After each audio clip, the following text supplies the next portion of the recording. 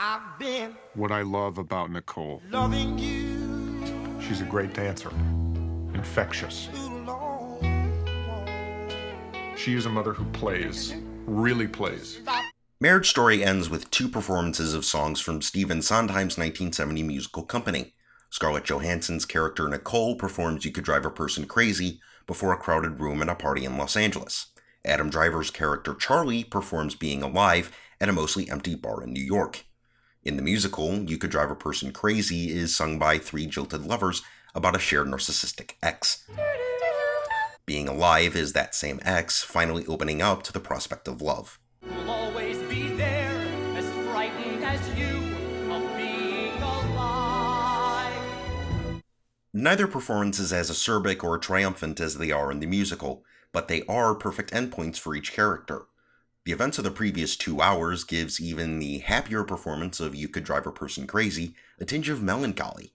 That melancholy is even more apparent in Driver's dramatic single-take performance of Being Alive. Driver and Johansson each turn in the best performances of their careers. Their performances are heart-wrenching, honest, and open as victims of circumstances they helped create. They have immediate chemistry in both proverbial sickness and health, showing us why they spent 10 years and had a kid together, and why the marriage needs to come crashing down. Writer and director Noah Baumbach finds the emotional complexity in almost every situation.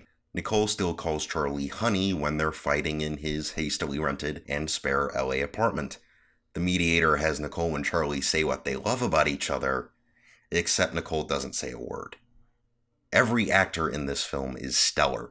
Driver and Johansson both act just as much with their faces as they do with their voices.